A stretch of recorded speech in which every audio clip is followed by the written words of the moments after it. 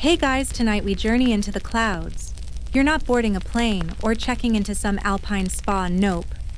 You're about to climb footstep by footstep into the thin-breathed domain of the Incas. The stars feel closer here. The ground drops away in stomach-turning cliffs. Your ears pop. Your lungs beg for mercy. And your modern sensibilities. Well, they don't help much when you realize there are no wheels, no roads you'd recognize, and not a single printed map in sight. The Andes aren't friendly terrain. If you're used to flatlands or even the occasional gentle hill, these mountains feel like they're actively trying to shake you off. They rise in vertical defiance, daring you to build anything more complex than a goat trail. But the Incas, they saw this impossible geography and said, "Perfect. Let's put our empire here." You, on the other hand, are wobbling on a stone staircase that's older than the idea of pizza, sweating through a blanket-thick poncho, and wondering if the chewing of coca leaves will kick in before you faint. A local guide assures you this is just a little hill. You try to smile, but your thighs are sending distress signals. So before you get comfortable, take a moment to like the video and subscribe, but only if you genuinely enjoy what I do here. Also, leave a comment with your current location and what time you're listening. I'm always curious who's dozing off in a hammock in Brazil and who's stuck awake at 3:12 a.m. in Ohio. Now dim the lights, maybe turn on a fan for that soft background hum, and let's ease into tonight's journey together. You've now climbed up into the sacred valley where green terraces wrap the mountains like the stripes of a woven sash. Below you, rivers coil in deep canyons. Above you, clouds catch on peaks like wool on a thorn bush. And somewhere ahead lies the heart of an empire that didn't just survive here, it flourished. Your first encounter with Inca civilization comes in the form of stone. Enormous, smooth, precisely cut stones locked together without mortar. They're cool beneath your hand, worn by centuries of rain and reverent fingertips. You try to spot where one block ends and the next begins, but the seams are so tight, not even a playing card would slide in. The stones almost seem to breathe. Here's your first historical fact to chew on the Inca Empire. At its peak, stretched over 2,500 miles along the Andes. That's roughly the distance from New York to Los Angeles only. It's nothing but jagged mountains, sheer drops, and temperamental microclimates. And they held it together without a single wheelbook or beast of burden that could rival a donkey. Wait, you ask, wiping your brow. How did they move all this stuff? Oh, we're getting there. But first understand this. You're not in Kansas anymore. You're in a world where altitude sickness is a rite of passage, where roads climb like vertical ribbons, and where logic bends to terrain. Modern hikers clutch trekking poles and book Sherpa-style porters. Incas, they walked, and walked, and walked. Your average Inca could outhike your CrossFit coach before breakfast in sandals made of grass. You spot one of those staircases again, narrow, perfectly angled, hugging the cliffside. It's not the kind of place you'd expect to find advanced engineering, but here's the quirky tidbit: some of these stairways are so ergonomically sound. Modern engineers have used them as case studies in sustainable design.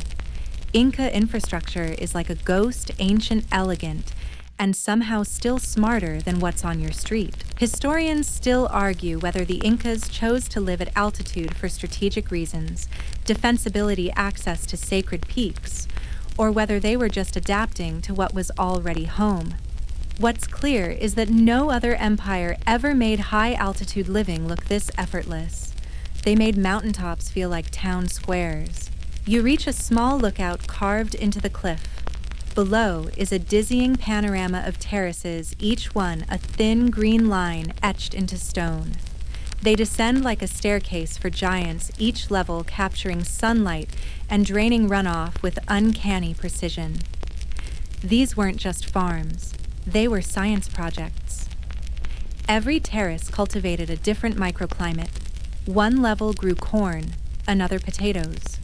another still medicinal herbs. No soil was wasted, no stone laid by accident. Your guide points to a distant cluster of stone houses with trapezoidal doors and thick thatch roofs. That's where the farmers lived, he says. Even the layout helps withstand earthquakes. And here you thought your IKEA bookshelf was a challenge. As the light softens into that golden Andean glow, you begin to feel something strange, a calm. The mountains are massive, the history overwhelming, but there's a deep quiet to this place. No hum of cars, no planes overhead, just wind water and maybe the soft crunch of sandals on stone. This wasn't just survival, it was a philosophy. The Incas didn't flatten nature to suit their needs. They sculpted their lives into it like carving a poem into rock. And here you are, centuries later, still trying to catch your breath physically and mentally. By now, the altitude has turned your thoughts a little floaty. But you're starting to see that everything the Incas built had to work with what the land gave them. No forests for carts, no flat plains for horse-drawn wagons. Just cliffs, clouds, and the raw stubbornness of human ingenuity. And so begins our descent not into sleep just yet, but into the mystery of how an empire without wheels, without writing, without even iron tools, could rival the efficiency of anything the old world was doing at the time. It starts with the land. But soon we'll move deeper into the minds that made this miracle real. You descend a little now, just a few steps, but each one feels like a negotiation with gravity. The staircases, again, are unnervingly precise. Some stones are worn slightly in the middle like the earth has been sighing over them for 600 years. You pause at a switchback. Below you, a road curls along the mountainside, vanishing behind a crag like a serpent sliding into stone. That's your first clue. The Incas didn't just build paths. They built an entire road network, the Capac Ñan, or Royal Road. It ran over 24,000 miles, connecting mountaintop cities, far-flung valleys, deserts, rainforests, and everything in between. That's longer than the Roman road system. And remember, no wheels. You blink. Your modern mind protests. Roads are for cars, carts, carriages. What's the point of building them if no one's rolling anything? Here's the second clue. The Incas chose not to use the wheel. They knew about it. Toy models with tiny wheels have been found in pre-Columbian sites in South America. They weren't ignorant, they were selective. The wheel makes perfect sense on flat open terrain. But here it's laughable. Try dragging a cart up a 60-degree slope made of slick river rock while a llama stares at you with open contempt. Not exactly efficient. Instead, the Inca roads were built for feet. Human feet. Llama feet. Messenger feet. Every curve of the trail, every step carved into stone was optimized for foot traffic.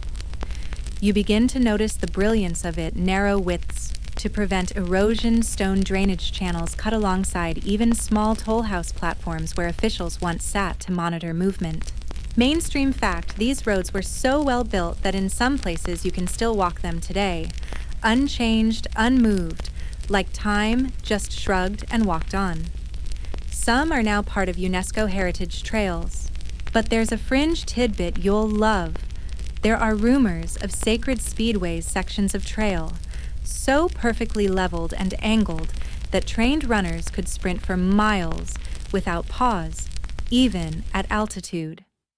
Archaeologists still debate whether these were ceremonial or military in function. Either way, that's more than your Fitbit has ever seen. As you walk, your guide mentions the Chasqui, but don't worry. We'll meet them soon enough. For now, picture the silence, the wind curling through the mountains, the rustle of cloth as travelers pass by, the thump of sandals on ancient stone. No squeaky cartwheels, no horse whinnies. Just quiet, determined footsteps. Historians still argue whether the Inca rejection of the wheel was purely practical or philosophical. Some suggest it was a matter of terrain. Others point out that the Inca worldview, deeply spiritual, tied to nature, may have seen wheels as unnecessary, even hubristic. In a world where mountains were gods, maybe it wasn't your job to roll over them. You pass a rest station, Tambo they're called. Small stone shelters placed at intervals along the trail, like cozy mountain Airbnbs minus the Wi-Fi, and plus a whole lot more respect for altitude. Runners, traders, officials, and nobles would rest here. Some were stocked with food and clothing. Others held quipas, those strange knotted cords that served as data storage. No written signs, no engraved maps, just ropes, knots, and memory. The genius of the Inca road wasn't just that it was long, it was interconnected. Every corner of the empire could be reached by footpath. Think about that. No central post office, no GPS, but an imperial message could go from Quito to Cusco faster than you could send a 3G text in a jungle. You stop for a moment at a fork in the road. One trail climbs toward the misty peaks. The other dips down toward fertile terraces. Both are Inca roads. Both are stunning. And both remind you that civilization doesn't have to look the way you expect it to. Pause now. Let that settle in. You're in a society that planned, maintained, and protected a 24,000-mile road system without asphalt bulldozers or bureaucrats in fluorescent vests. And they did it in the Andes, with bare hands and willpower. It's almost insulting to your neighborhood's potholes. And here comes the third surprise. At a bend in the trail, a tiny stone bridge stretches over a gorge so deep it feels like the sky is under your feet. The Incas had a system of rope bridges made from woven grasses, Kiaswashaka. They were suspended over canyons, riverbanks, even waterfalls. You might have seen pictures of them, narrow, swaying death traps that look like Indiana Jones would cry if he had to cross. But they worked, and they were maintained regularly by entire communities like a spiritual obligation. Each year, they'd cut the old bridge down and weave a new one by hand. It was more than architecture. It was ritual. There's one still standing. People still cross it. Would you... You inch away from the edge palms, sweaty. Altitude's one thing. Suspended grass bridges are another. And yet, in all this movement, this foot traffic, this friction, this furious foot-powered empire, you begin to grasp why they never missed the wheel. Because they didn't need it. Their cities weren't built for carts. Their trails weren't flat. Their animals weren't strong enough to pull weight. Their minds too busy optimizing for a reality most of us would have called impossible. You sit for a moment on a stone ledge. The sun's starting to dip. Shadows stretch across the terraces. You imagine an Inca runner sprinting past you, breath even, sandals quiet, bearing a message in memory or in knots. You hear the silence again, not empty, but alive.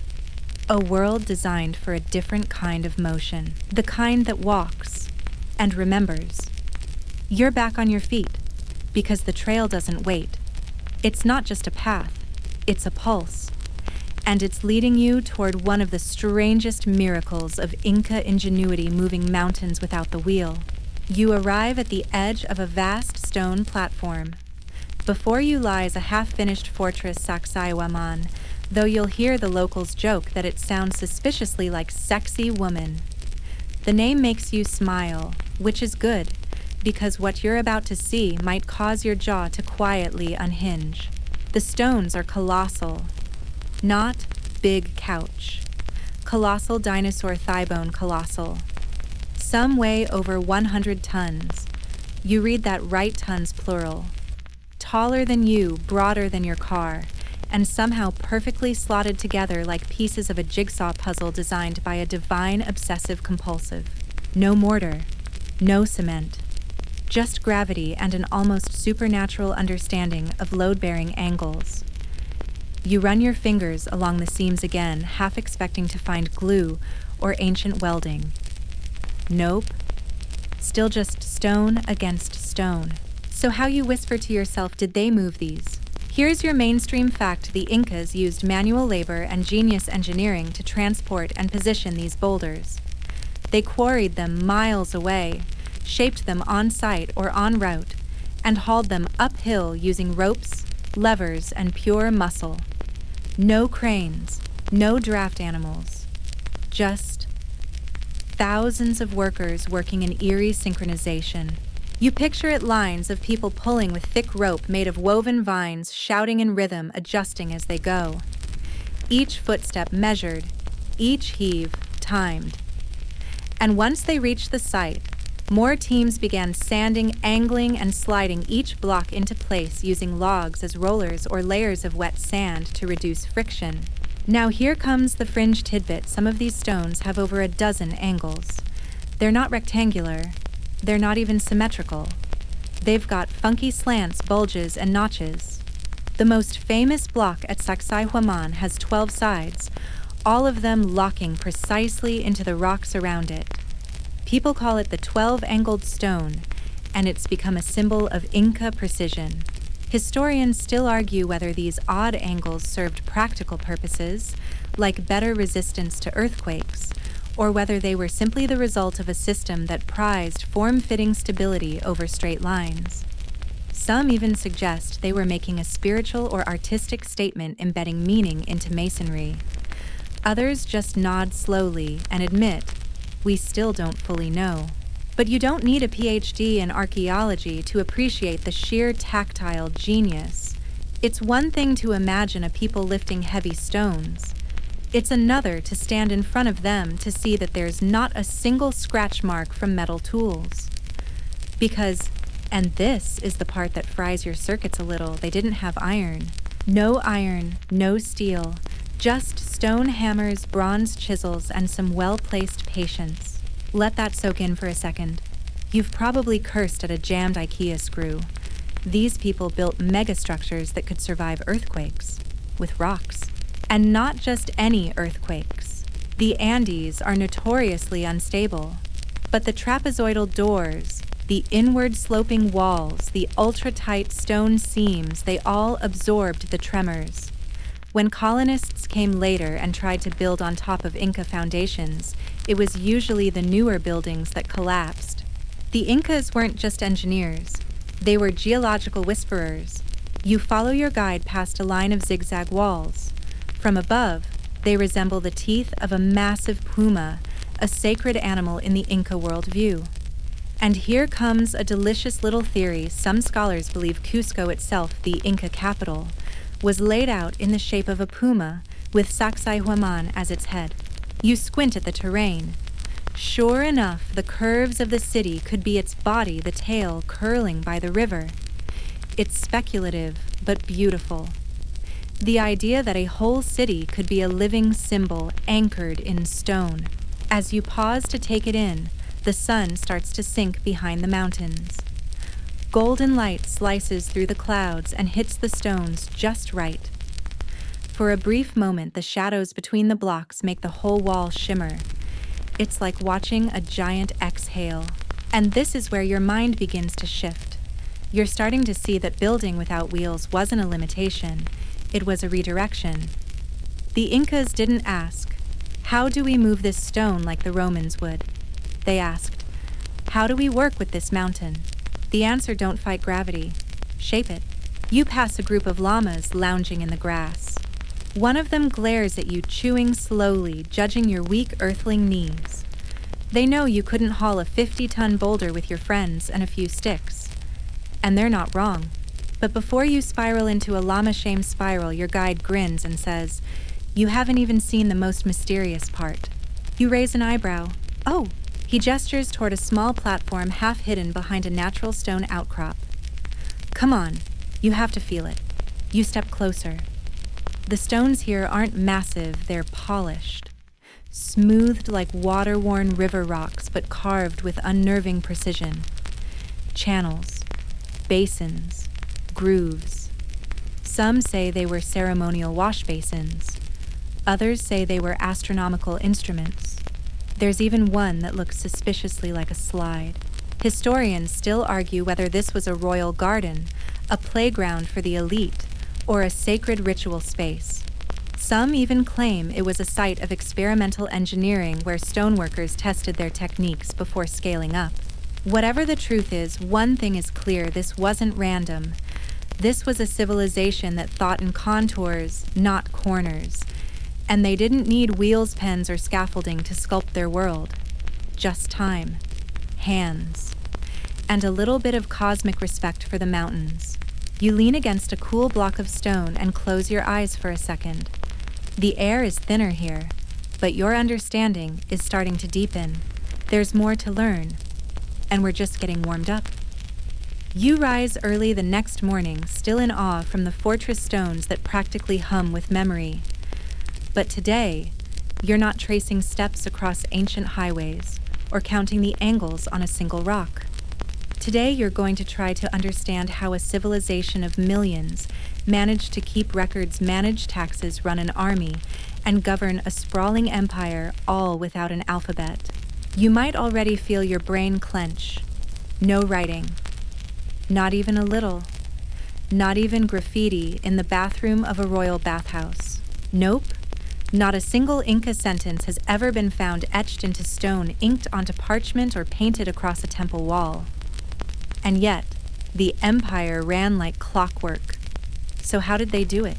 They tied knots. Your guide brings one out, carefully unfolding it from a cloth bundle like it's some sacred relic. And in a way, it is.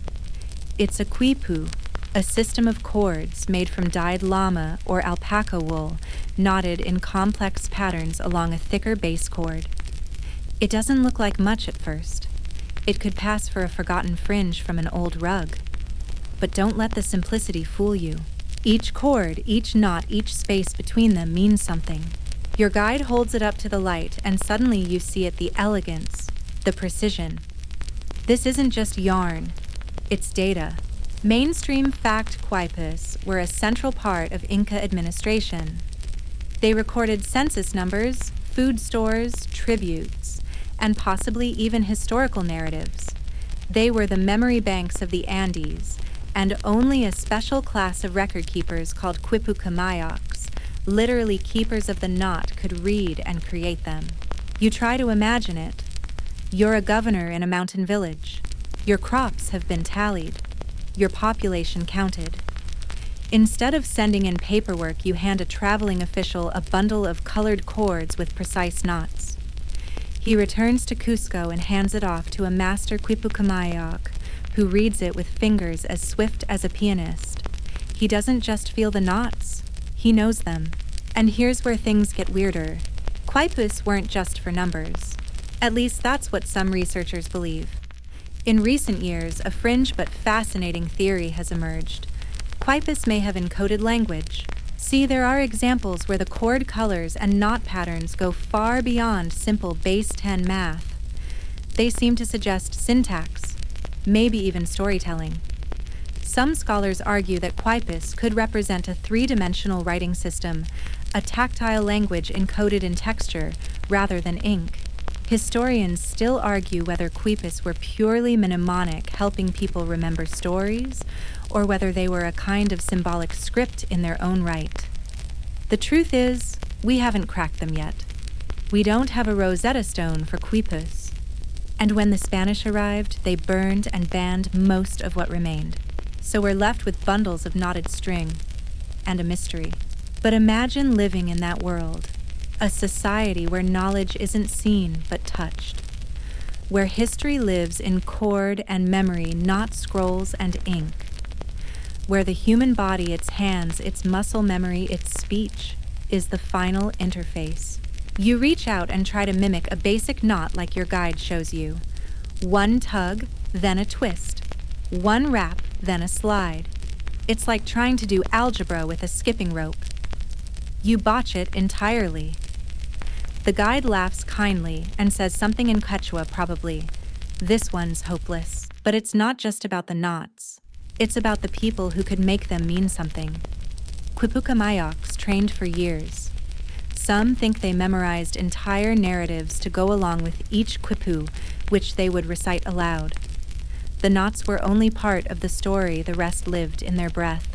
You sit down beside a fire pit where once these knowledge keepers might have sat cross-legged, sharing accounts of harvests or royal births, all by stroking strings like a bard with a harp. Here's a quirky tidbit for you. Some colonial accounts mention that the Inca elite could read Quipus just by touch, blindfolded. Try doing that with your tax forms, and unlike books which can be lost, burned, or misfiled in someone's garage, the Quipu system was distributed, decentralized, portable, resilient. It traveled with the runners, the stewards, the tax collectors. Data moved with people not just because of them. You think about your own life for a second. Your phone holds gigabytes of memories, files, notes. But what if none of it existed? No screens, no paper, no USB sticks. Just your hands, your breath, and string. You feel that little spark of admiration again. A quiet kind of genius. Less about invention, more about deep adaptation. Because the Incas weren't trying to copy the Greeks or Egyptians. They were building a system that matched their own landscape, their own pace, their own needs. And it worked. You rise a little dizzy from the altitude, or the implications may be both, and take one last look at the chords. The wind lifts the ends gently like a whisper in an unfamiliar tongue. If there was a story encoded in there, you'll probably never know it. But someone once did, and someone once passed it down, and someone else forgot. You're finally getting used to the altitude. Well, kind of. Your breath still feels like it's coming through a straw, but your legs have stopped mutinying every time the path climbs. You've traded your synthetic hiking shoes for woven sandals made of reed. It's not exactly high-tech, but somehow it feels right, like the land prefers it that way. And today you're walking with llamas. Not metaphorically, real ones. With long eyelashes, twitchy ears, and the facial expressions of deeply unimpressed philosophers. You've heard llamas were the backbone of Inca transport, but now you're seeing it firsthand, and the word backbone might be a stretch. Because llamas are dramatic. Mainstream fact llamas were the only domesticated pack animals available to the Incas. There were no oxen, no donkeys, no horses. Just these spitting, stubborn camelids with a carrying capacity roughly equivalent to an overstuffed carry-on bag. About 45 kilograms max. Anything heavier, they'll sit down. Or worse, spit on you. Or throw a full-on tantrum in the middle of a mountainside.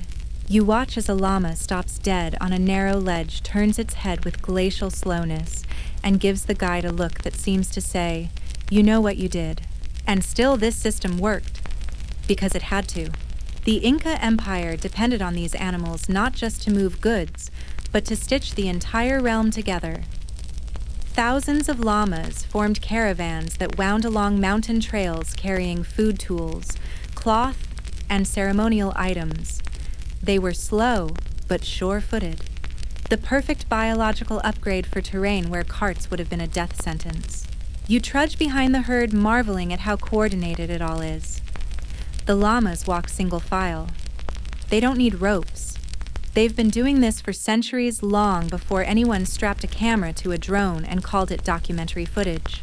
But here's a quirky detail that sticks with you. The Incas didn't just use llamas for cargo. They sacrificed them. Not out of cruelty, but reverence. White llamas were especially valuable. Their blood was used in rituals to honor the gods or ask for rain. Some llamas were even buried with gold jewelry or feathered capes. You glance at the lead llama in your group. It sneezes violently and then immediately resumes chewing something invisible. Definitely not sacred. You pause at a resting point, another tambo where the herd drinks from a shallow spring. Your guide explains that the Inca state organized these caravans as part of a vast redistribution system. The government collected surplus goods and moved them from region to region, ensuring that famine in one area could be balanced by abundance in another. It's like Amazon Prime. If Amazon were run by barefoot administrators walking alongside grumpy livestock through the Andes. Historians still debate just how centralized this system was. Some argue the state controlled every aspect of the economy. Others think local communities had more autonomy. But everyone agrees llamas were the link. Not just between places, but between people and purpose. The state kept vast herds. Nobles owned even more. And when you owed taxes not in coins, because the Incas didn't have those either, you might pay in llama labor. A few weeks on the trail, a season of wool gathering. Your debts walked off one hoofprint at a time. You glance at your hands blistering slightly from the rope you've been helping carry. Somewhere deep in your lower back, your spine mutters an ancient curse. And yet, this feels solid, tangible. A civilization built on shoulders and sinew, not spreadsheets. Another fun tidbit llamas hum. They make a low, almost mechanical sound when they're content, or mildly annoyed, or sometimes just because. You walk among them now, surrounded by this strange droning chorus like monks whispering secrets into the stones. It's soothing until one of them spits on your foot.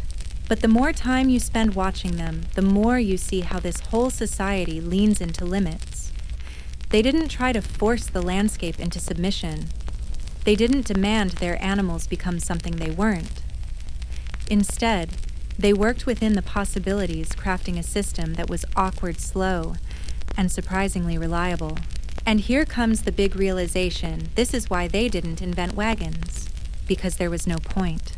You try to imagine dragging a two-wheeled cart up this incline, bouncing over rocks, tipping sideways at every bend. Even if they'd invented the wheel, it would have been useless. A wheel is only as good as the road beneath it, and Inca roads weren't built for anything round. They were built for people, and llamas. Historians still argue whether this was a case of innovation being outpaced by practicality. But it's clear wheels would have been a solution to someone else's problem, not the Incas. You crest the next ridge and see another stretch of road unravel ahead like a stone ribbon. In the far distance, a thin plume of smoke rises from a village terrace. Maybe they're cooking maize. Maybe they're dyeing wool. Maybe they're humming softly surrounded by animals who will never pull a cart, but will gladly carry a message, a bundle of food, or a sacred figurine carved from bone. And you realize the Inca Empire wasn't slow, it was steady. And it didn't need wheels to roll forward. It only needed feet, and sometimes a few llama complaints. You've followed the llamas long enough. They veer off down a side path, now heading toward a village clinging to the mountainside like moss. You stand alone for a moment on the stone trail and look up. And there it is, a city, but not like any you've ever seen. It's not sprawling with traffic lights or neon ads. It doesn't rise in glass and steel. No, this one crawls over the mountains, Machu Picchu, that crown jewel of Inca ingenuity. It doesn't announce itself. It reveals itself softly, stone by stone, stair by stair. And somehow it feels like it was always here, as if the mountain simply shrugged and birthed it. Your guide motions you onward through the sun gate, and suddenly you're standing above the city, the terraces folding beneath you like green origami. Stone walls trace the contours of the hill. Every line bends to the slope. Every structure feels tucked in, never forced.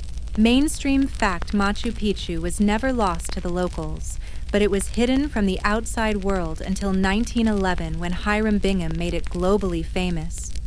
What he found was not just ruins, but a masterclass in environmental design.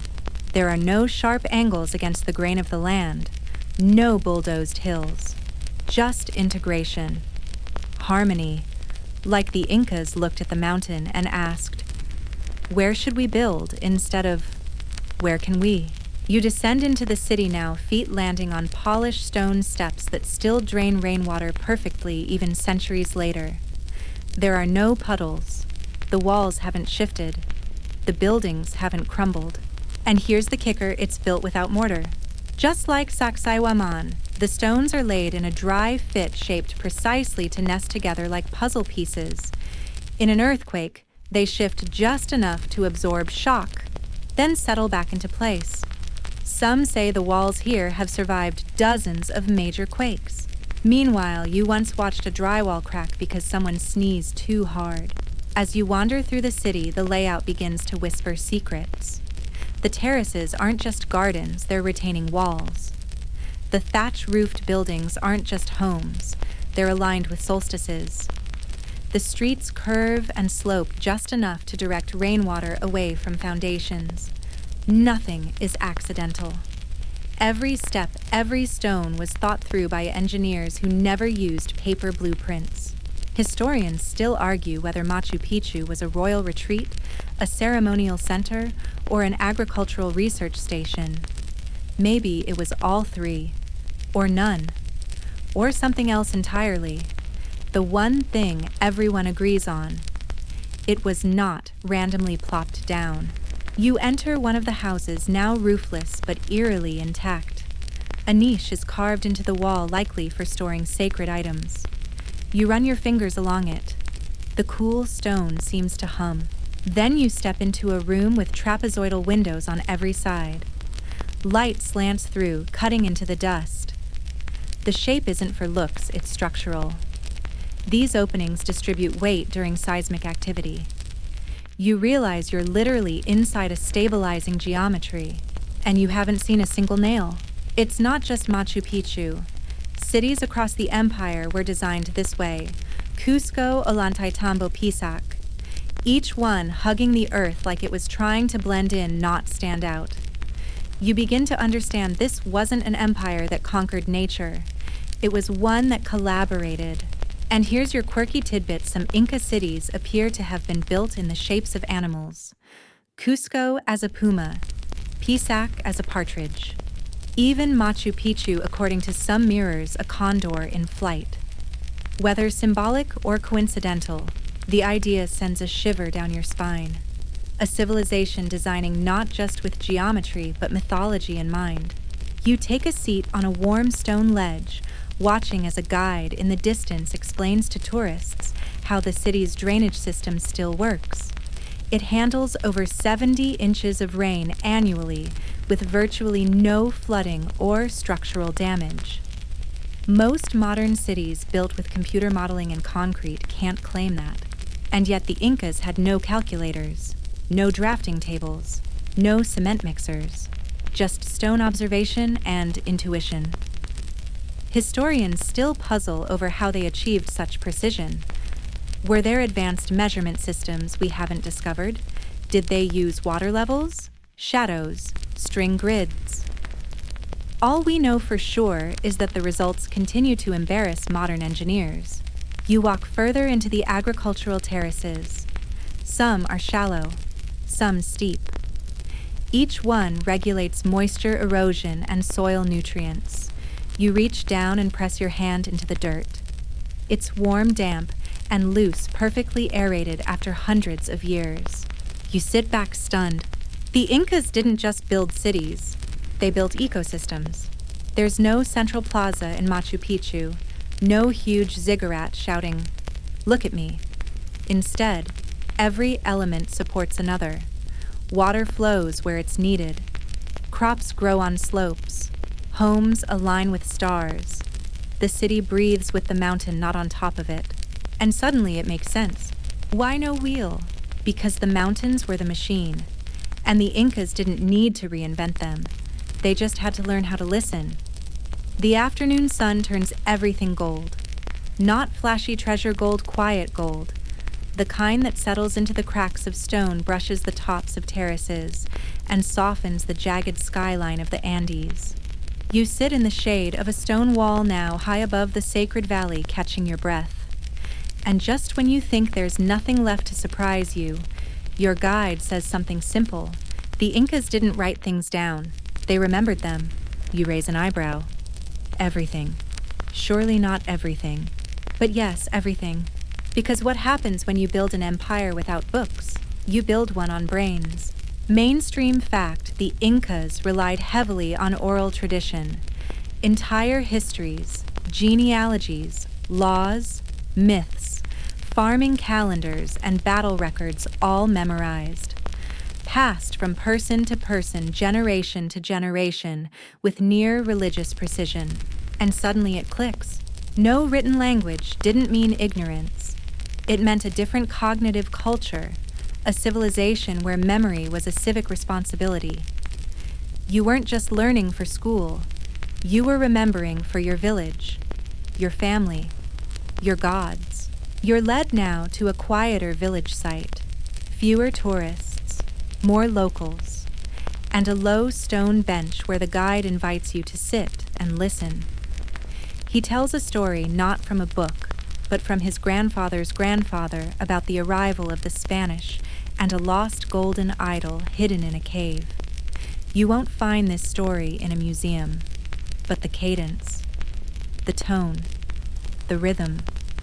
You can feel it's been practiced across generations, and it sticks with you. Quirky Tidbit Inca Society had designated memory specialists, not just the Quipucamayaks you've already met, but verbal historians who trained from childhood to remember exact phrases, intonations, and even gestures. Some scholars call them oral archivists. Others compare them to walking libraries. Historians still debate just how extensive these verbal systems were. Could they preserve detail over centuries? Could they transmit accurate military or economic data without loss?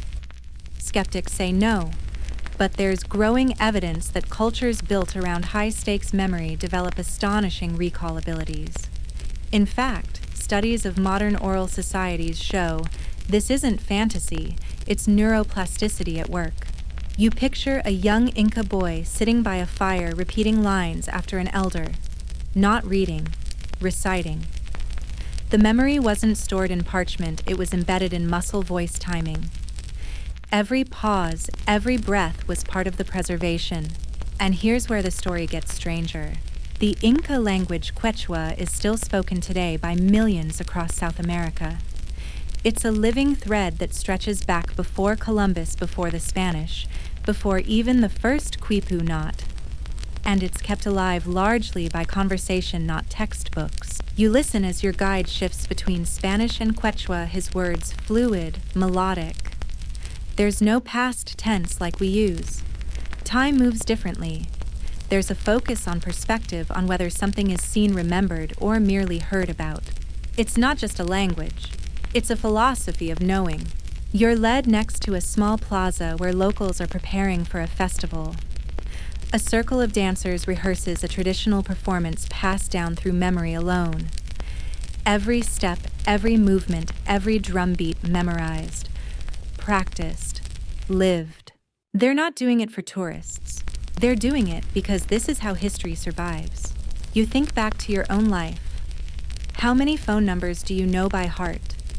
How many songs can you sing without help from lyrics? How many stories have you memorized word for word? Probably not many. The modern world externalizes memory. We store things in cloud drives, not craniums. And sure, it's efficient, but maybe it makes us forget how to remember. In the Inca world, forgetting was dangerous.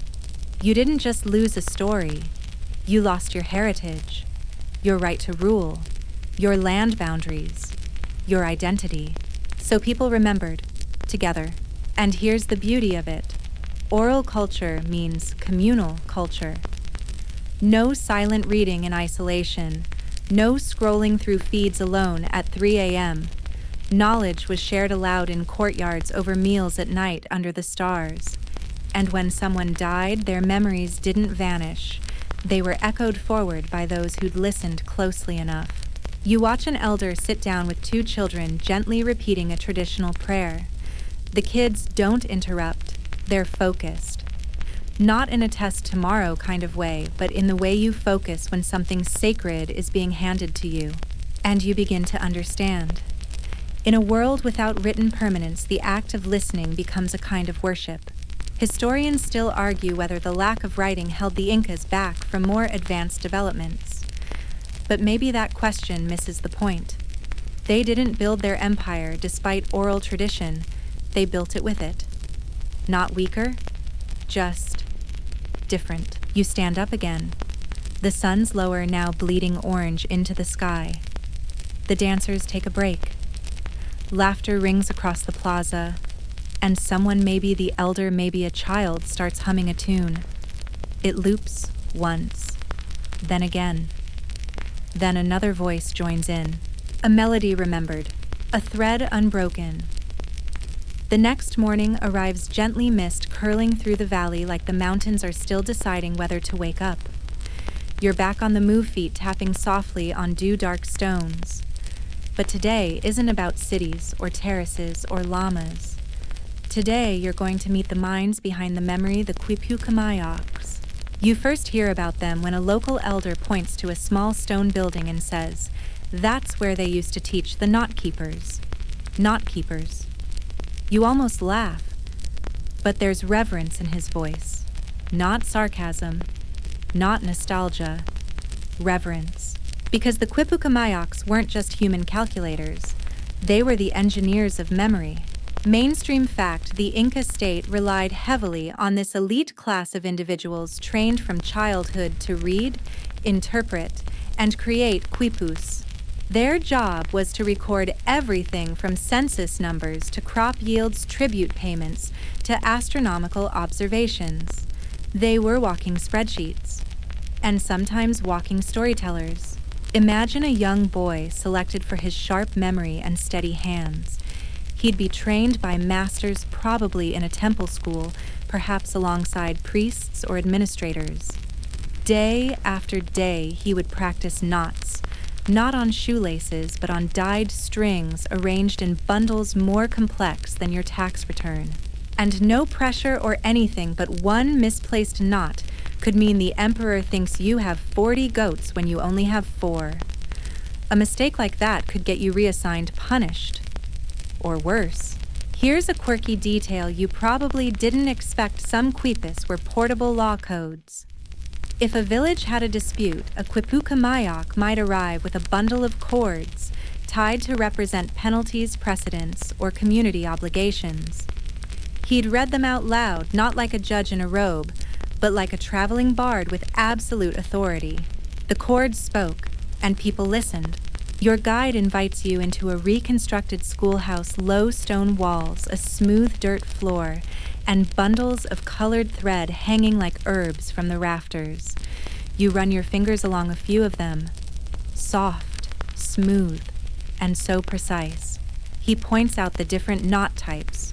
Figure 8, long knot, single knot. Each position on the string represents a place value. Units, tens, hundreds. The color might indicate the type of good yellow for maize, white for potatoes, red for warriors, and the distance between chords. Possibly an early form of punctuation, or even syntax. Historians still argue whether quipus encoded full narratives, or whether they required an oral counterpart, a sort of memory password, to be properly understood. Were they language? Were they math? Were they both? You sit and imagine a Quipucamayak unrolling a complex record in front of a provincial governor.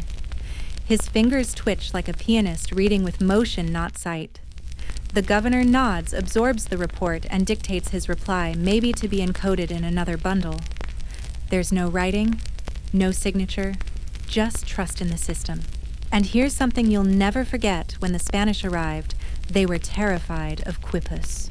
They saw them as pagan magic, suspicious devices used to control the masses or summon dark forces. The result? Hundreds of quipus were destroyed, burned, or buried. The knowledge of how to read them began to vanish, knot by knot. And yet some survived. In remote villages, a few bundles were passed down through families like sacred relics. Today, around 600 quipus remain in museums and collections worldwide. Some are mathematical, some are decorative. Some, well, no one knows what they are. That's the haunting part. A civilization left behind a library, and no one has the key. But you're not here to mourn. You're here to marvel. Because the more you think about it, the more stunning it becomes. The entire Inca Empire was essentially a decentralized data system, like a fiber optic network made of wool. You didn't send ink and parchment. You sent a runner. You didn't back up your files, you trained a human being to carry them, preserve them, and update them on the fly. And it worked. You wander to the edge of the village now, where a young girl sits with her grandmother practicing knots. It's not a reenactment. This is real.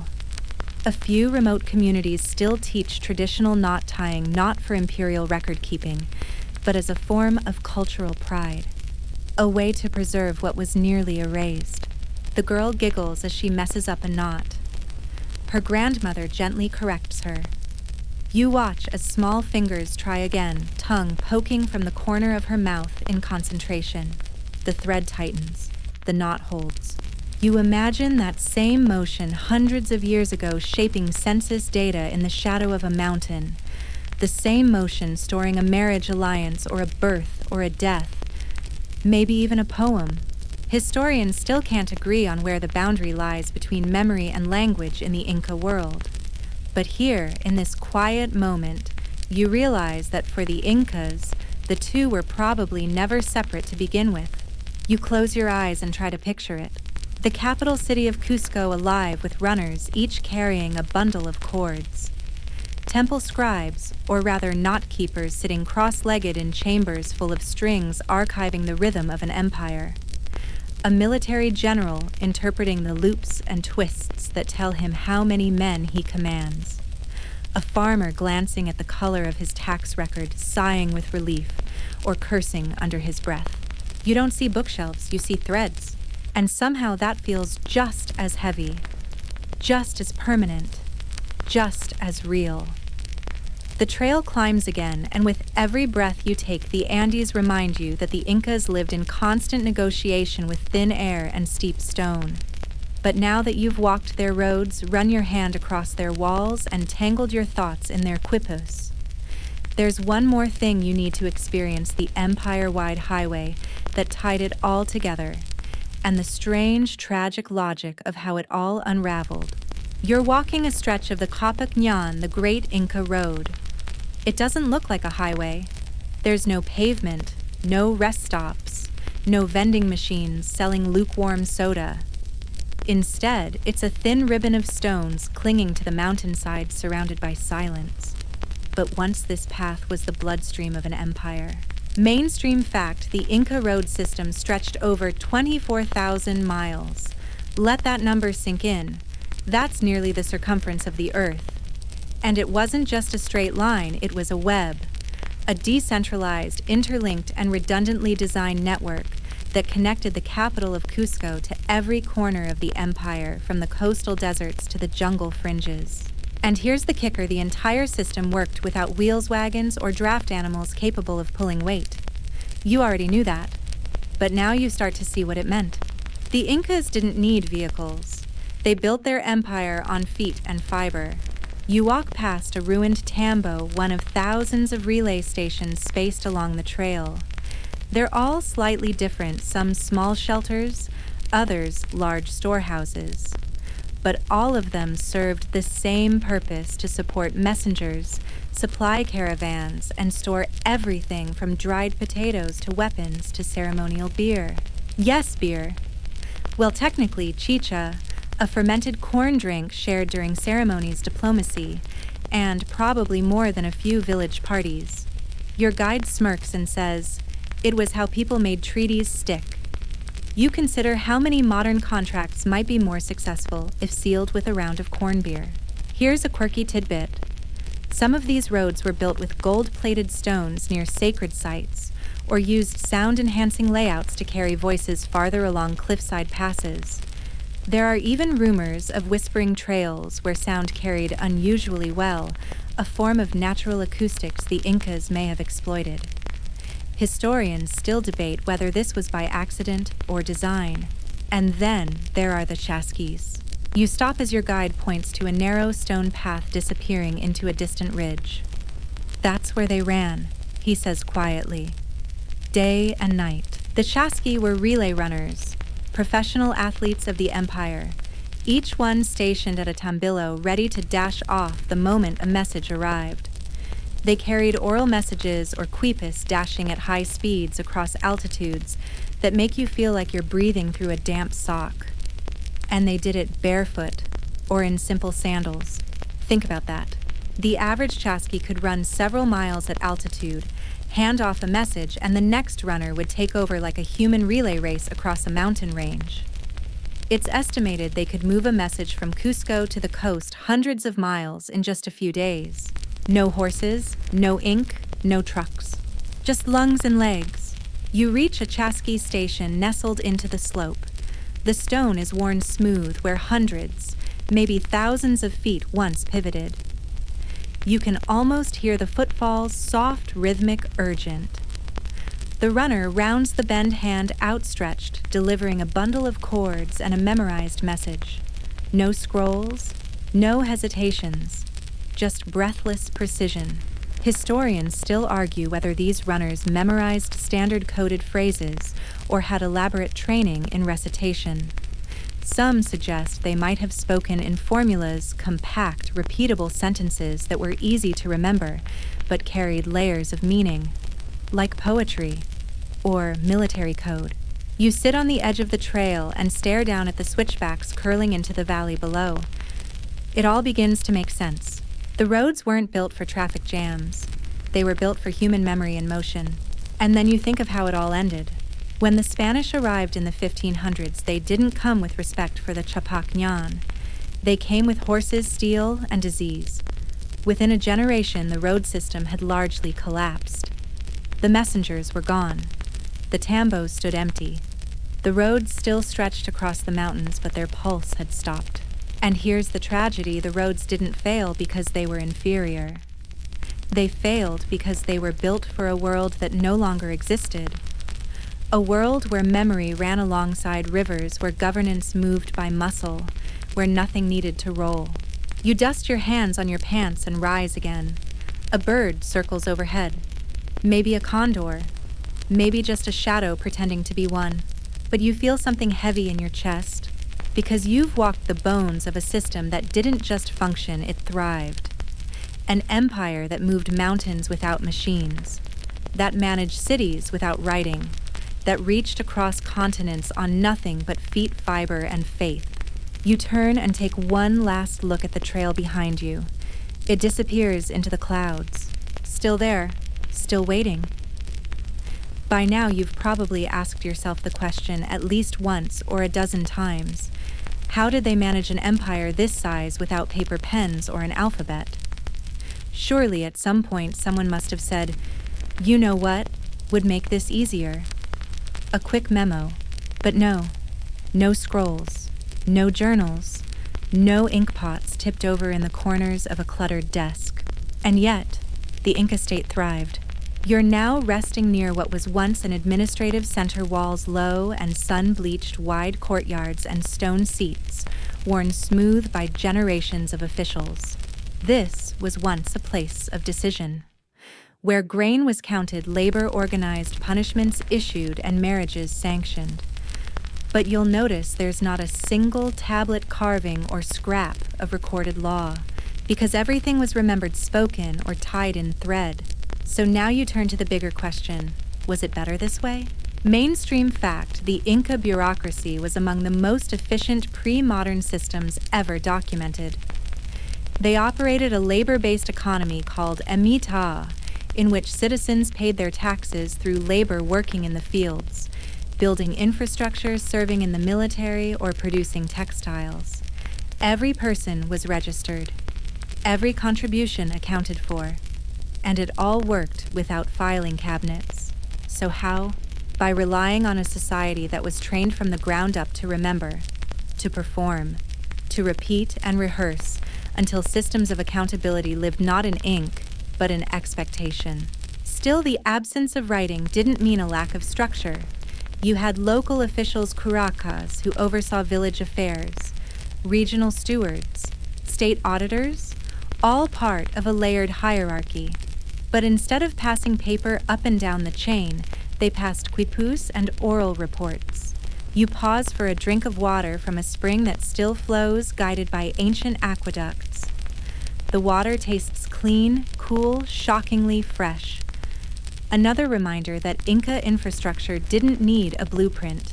It needed a long memory and stonecutters who trusted the slope. A young local woman points to the stones under your feet. These were shaped to follow water, she says. You glance down. It's true. The rock beneath your sandals curves like a whisper. A channel no deeper than your thumb carries runoff safely away. She grins. We still use the same system at my parents' house. Here's your quirky tidbit in some parts of the Andes today. Traditional governance practices based on Inca, Mita principles still exist. Voluntary community labor, oral dispute resolution, memory-based resource distribution. A civilization echoing forward through custom, not legislation. But, back to the central riddle. Was this a disadvantage? You think about it. Without writing, there was no need for scribe scrolls or storage buildings.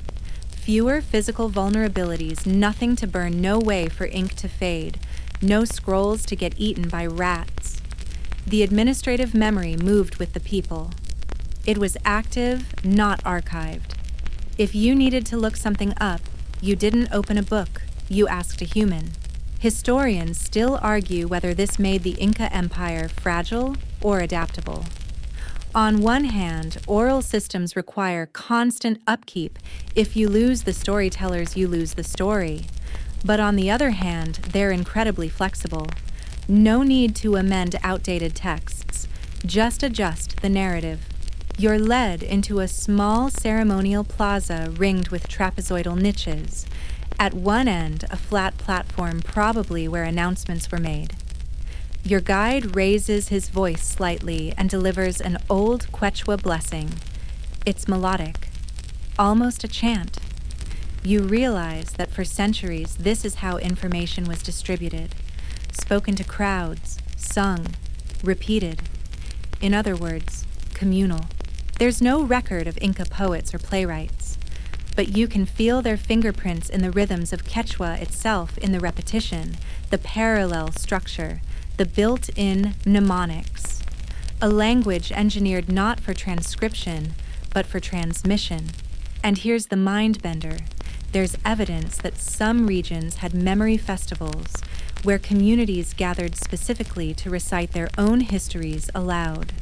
Lineages, agricultural cycles, military achievements, even weather patterns.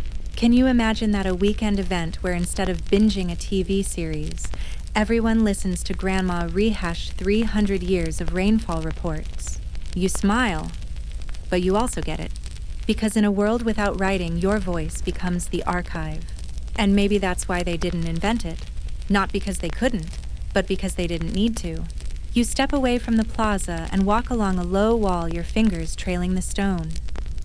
You realize that the Incas didn't seek permanence in parchment. They found it in people. Which brings us to a thought you've been avoiding: what happens when those people are gone. When disease invasion and colonization silence the voices. When the not-readers are executed, the Quipus destroyed, the last oral historians converted or killed. The answer is, you lose the past. Not in fragments, but in chunks. Entire centuries of names, numbers, and narratives gone because no one could read the chords or recall the words. It's devastating, and it's also why so much of what we know about the Incas comes from outside accounts. Spanish records, European interpretations, and modern archaeological guesswork. But still, the stones remain. The roads hold, and in quiet corners of the Andes, some still remember. A story, a chant, a name carried by breath, not ink. And so the memory lives on. Not in libraries, not in ledgers, but in the hearts of people still speaking the oldest words in the highest places on earth. You're back on the move, but this time you're following a different kind of path. Not one carved in stone, but one walked 1,000 times by tiny bare feet. Because to understand how the Inca Empire passed knowledge from generation to generation, without books, schools, or scrolls, you have to start with the children. You arrive in a quiet Andean village, a replica of sorts, but built with care to match ancient layouts. The houses are simple. The air smells faintly of wood smoke and earth. And in the center of the courtyard, a group of children are playing a game that looks like a mix of tag charades and dramatic reenactment. Your guide grins. That's school. Mainstream fact, the Incas didn't have a widespread system of formal education like the Greeks or Romans. There were no public schools, no rows of students copying down lessons on wax tablets. But education still happened through observation, repetition, and immersion. If you were a child in the Inca Empire, your education depended on who you were. Born into nobility, you might train in astronomy, religion, or administration. A commoner. You learned how to farm, weave, or tend animals by doing it. Side by side with your parents. No grades, no chalkboard, just work. You watch a young girl helping her grandmother spin wool into thread. Her hands move in circles, slow, practiced, confident. She doesn't look bored. She looks focused. Proud even. And here's your quirky tidbit: Inca children were expected to contribute meaningfully from a very young age. By 6 or 7, many were already performing basic labor, herding animals, gathering wood, helping with planting. But this wasn't exploitation. It was integration. You were part of the community from the start. The lesson responsibility isn't something you grow into. It's how you grow. You shift your gaze to a group of boys arranging small stones in the dirt. They're imitating a terrace layer by layer, adjusting the slope with tiny fingers. One of them even builds a canal to carry water between rows. And when it flows correctly, the group cheers like they've solved a national crisis. Historians still debate how widespread elite education was for commoners. Some believe only the sons of nobility attended Yacaywasi, the houses of knowledge in Cusco. Others think more decentralized forms of training may have existed in provinces. But what's clear is that everyone learned somehow, because survival depended on it. You're invited into a reconstructed Yacaywasi, complete with low benches and wall niches where ceremonial quipus once hung. Your guide explains that students here would have memorized laws, studied agricultural calendars, learned to interpret omens from coca leaves or stars. There were no exams, no written diplomas. But if you graduated, you earned something far more valuable: a role in the empire's machinery. A priest, a bureaucrat, a military officer. Or, if your memory was sharp enough, a quipucamayok. You take a seat and try to picture it: a teacher speaking slowly and rhythmically. A dozen boys repeating after him again and again until the words imprint in muscle and mind. You realize this is performance-based education, not passive consumption. No notebooks, just neural etching. And for those outside the elite, the world was the classroom. Want to learn how to plow a field on a 60-degree slope? You did it. Want to master llama wrangling? You watched. Then you tried. Then you failed. Then you tried again. And here comes the biggest revelation in a society. Without writing, teaching wasn't about explaining. It was about showing. Your guide calls over a teenage boy and his younger cousin. They demonstrate how to construct a miniature storage silo, a cool kawa, from mud and thatch. They talk as they work, narrating each step. Here's where the cold air enters. Here's the slope for drainage. The cousin echoes each point like a mantra. You realize you're watching live knowledge transfer encoded not in symbols, but in muscle memory and speech cadence. Historians still argue whether this oral and imitative learning limited creativity. But look around: every stone wall, every terrace, every canal, every tool. It's all been perfected over generations. Trial and error passed down like a genetic code. Not written innovation, but embodied wisdom. And there's another layer to this. Without writing, elders became the libraries.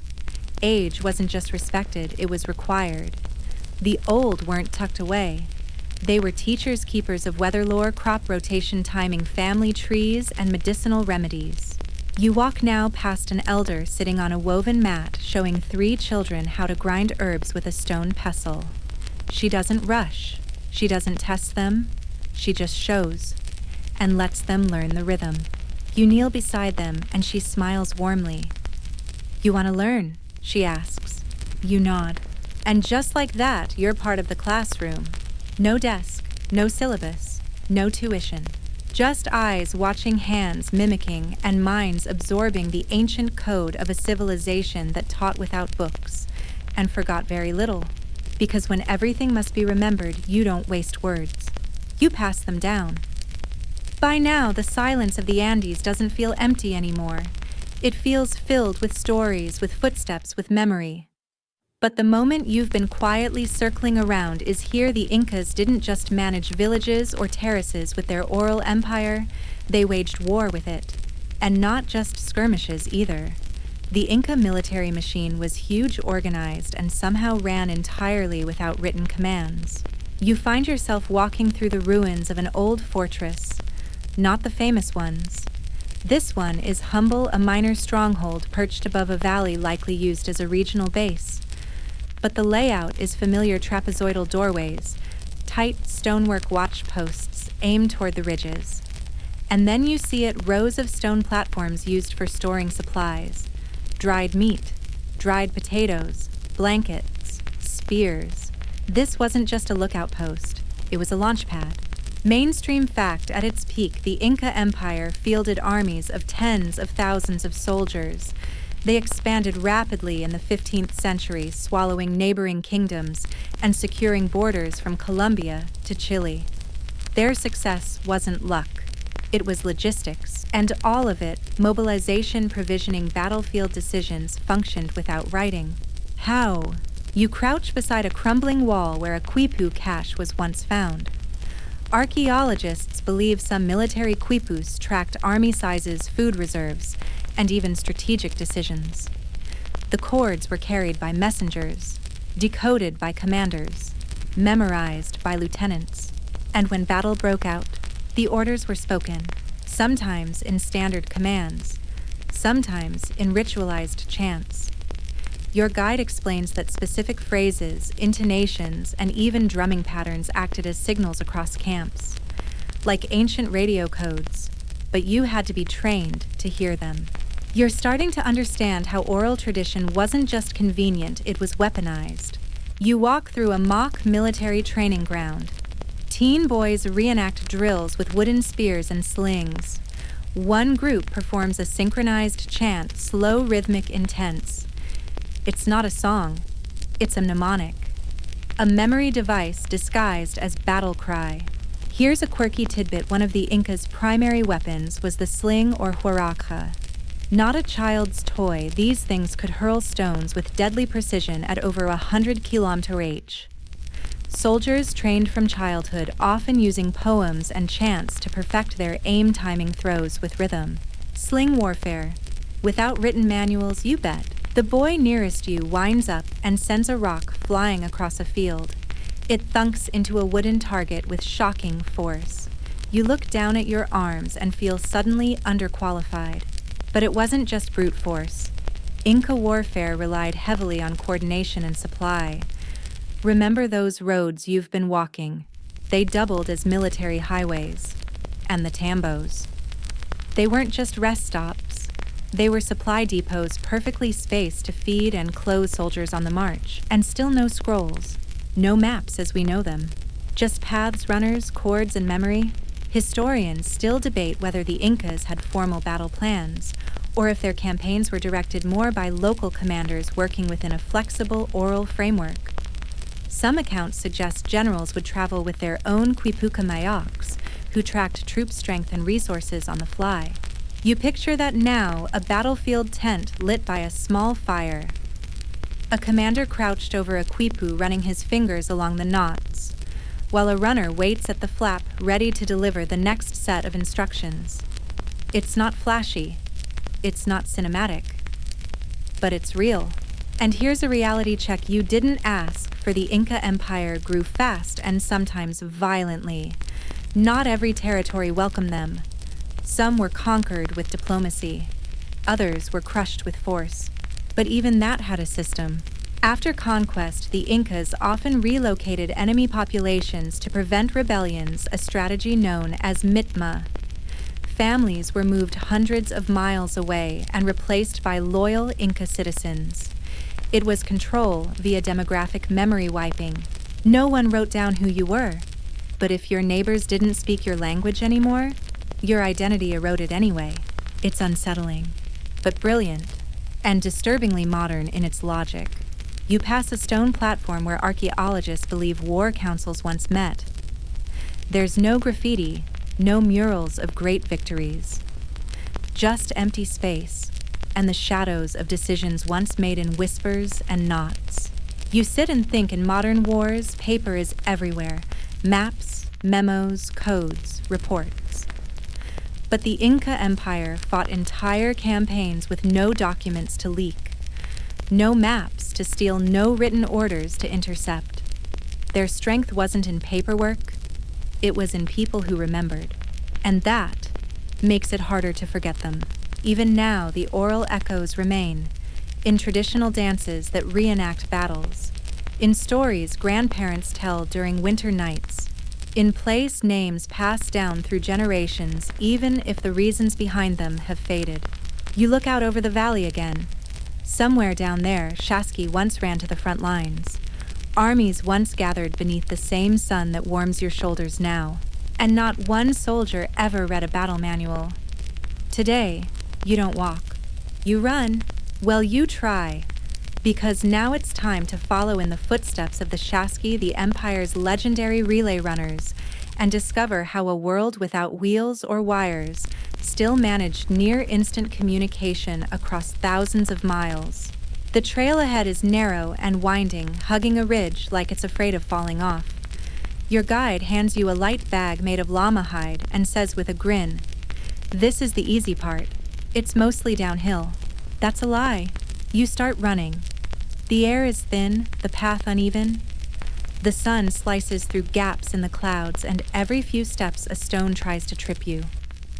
You realize almost immediately the Shasky weren't just couriers. They were elite athletes. Mainstream fact Shasky were stationed in relay posts every few kilometers along the Capac Ñan.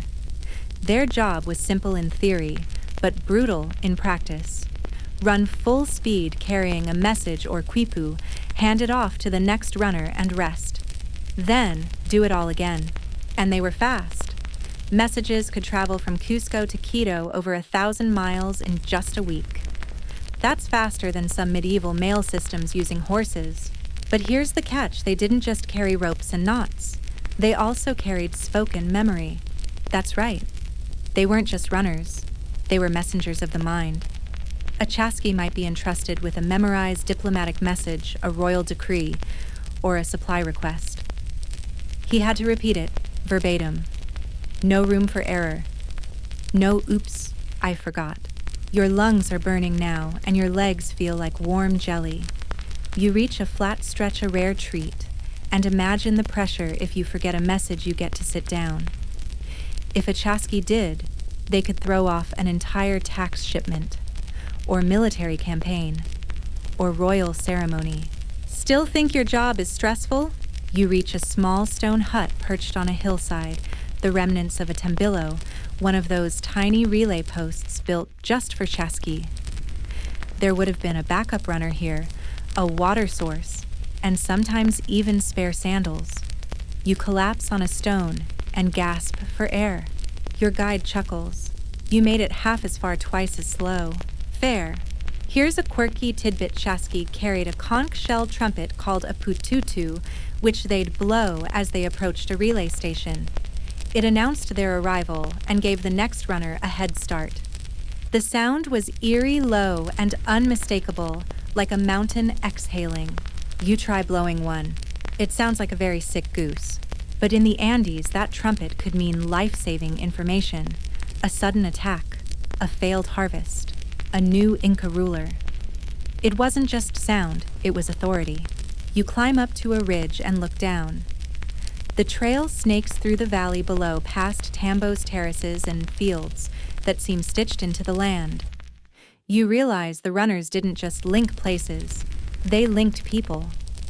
A remote farmer could receive news from the capital in days. A highland village could request help from a coastal one before things got desperate. Historians still debate how messages were encoded and prioritized.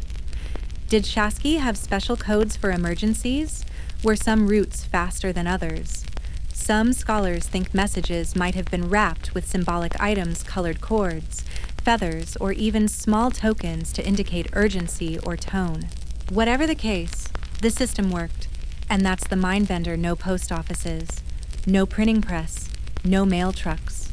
Just a continent-sized network of runners with iron lungs and photographic memories.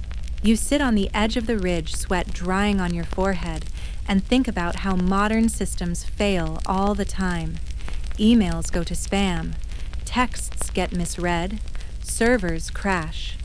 But the Incas built a living network, a human internet powered by calories and courage. And they weren't just sending data, they were sending trust.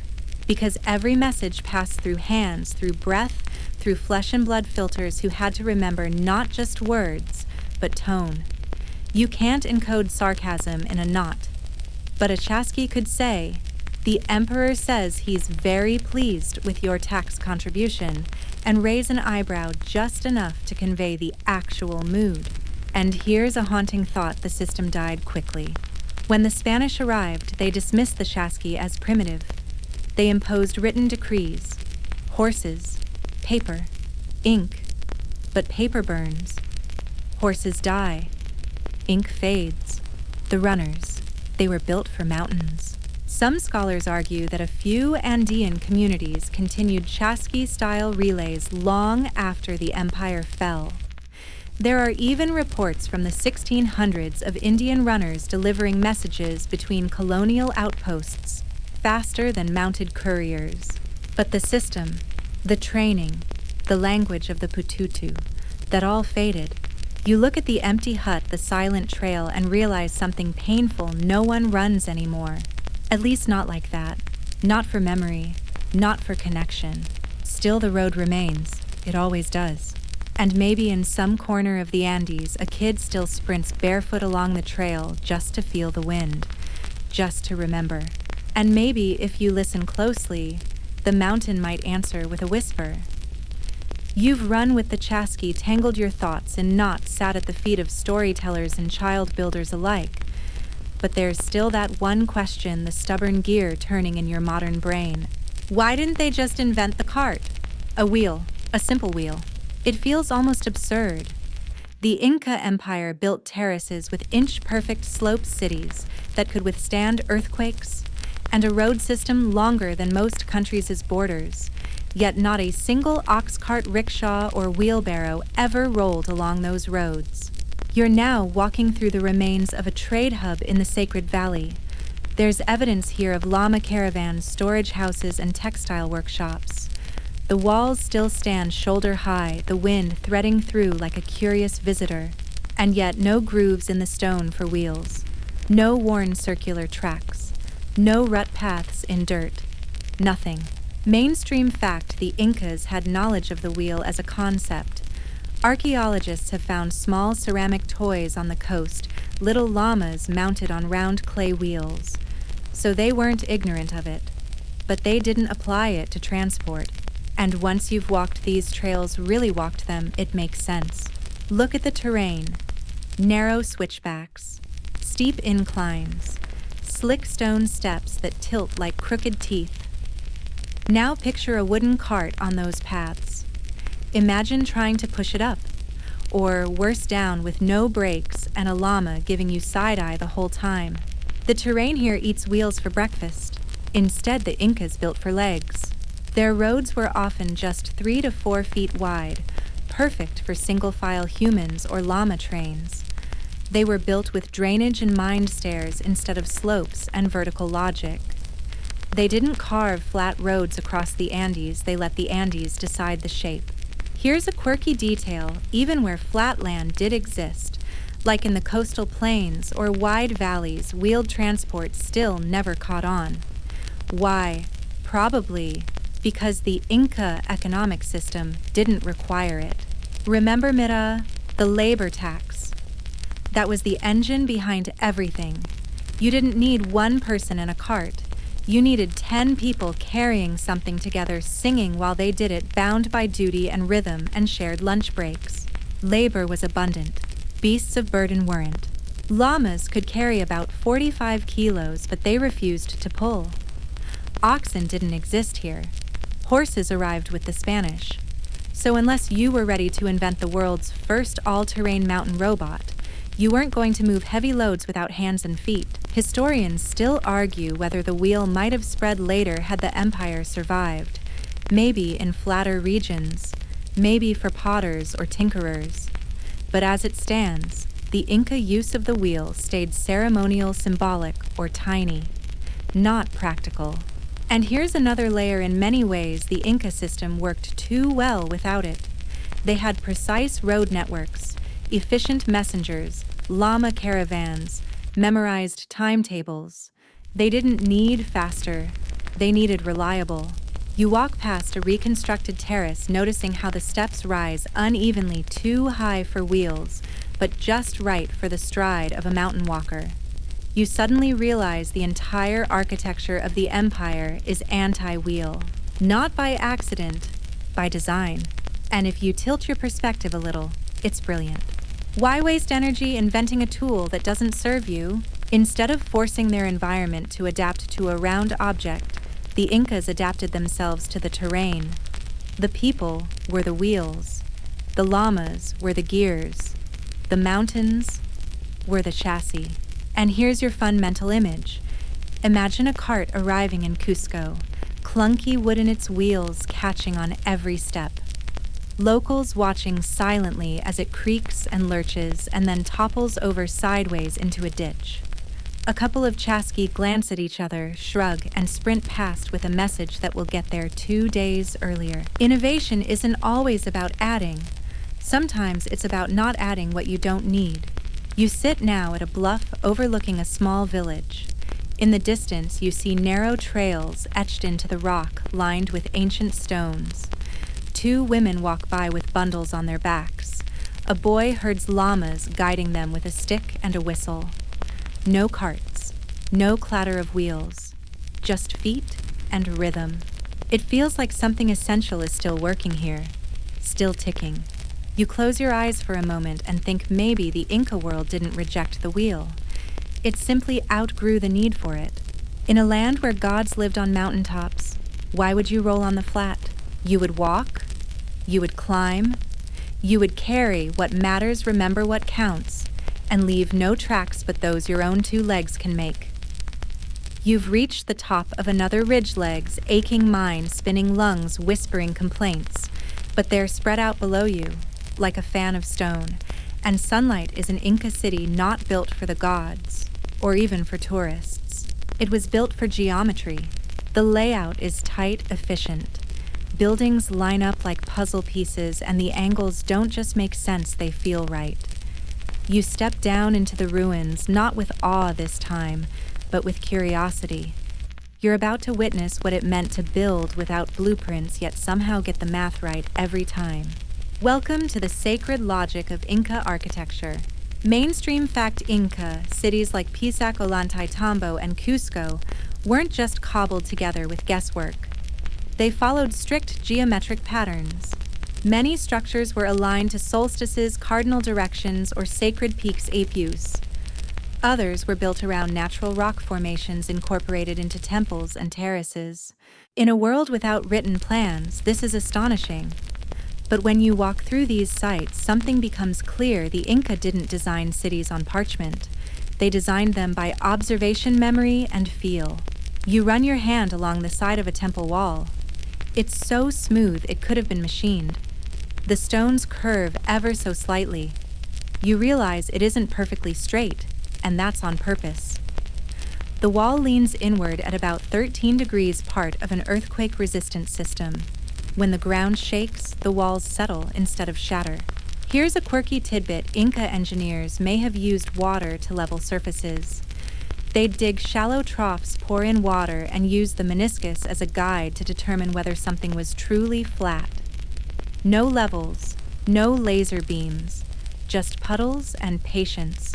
And the doors always trapezoidal, not for style, but for strength. These slightly flared shapes distribute force more evenly, especially during tremors. It's not decoration, it's survival. But it doesn't stop with walls and thresholds. You follow a path through a sunken courtyard and find an elaborate network of channels carved into the stone. They still carry water hundreds of years later, precisely diverted from mountain springs. Some archaeologists believe these channels weren't just functional. They were symbolic, representing life flowing from the mountains into the city. In one temple, water runs through 3 levels, upper, middle, and lower. Sound familiar? It mirrors the Inca cosmology, the sky, Hanan Pacha, the earth, Ke Pacha, and the underworld, Uku Pacha. Even the plumbing was theology. Historians still argue whether the Incas used fixed units of measurement. There's no universal Inca meter. But there's strong evidence that body-based units were used: the span of a hand, the length of a foot, the distance from elbow to fingertip. Measurements woven into muscle memory, which explains how master builders could maintain scale and proportion across massive sites without sketches. You'd train for years. You'd learn by copying. You'd internalize the slope of a terrace, the spacing between steps. Over time, your body became the ruler. And then there's the matter of sacred shapes. You're led to a 3-walled shrine known as a wasi. It opens to the east toward the sunrise. The stones form a perfect triangle, the corners just slightly rounded by time. Your guide tells you that triangle shapes were favored by Inca architects for strength and symbolism, the trinity of sky, earth, and underworld again. Elsewhere, you find a chacana, the Andean cross carved into stone, a stepped cross with a hole in the center. It's a map, a compass, a religious symbol, and possibly a template for sacred construction. Some scholars think entire cities were planned using this cross as a guide, and you begin to see it, not just the shapes, but the intention. The Incas didn't build on the land, they built with it. They studied the curves, the soil, the direction of the wind. A cliff wasn't an obstacle, it was a design cue. A spring wasn't rerouted, it was invited. You enter a ceremonial plaza with a massive central stone. It's carved, but not into something new. The shape of the natural boulder has been enhanced, not erased. Steps added, lines smoothed, but the essence remains. This wasn't conquest, it was collaboration.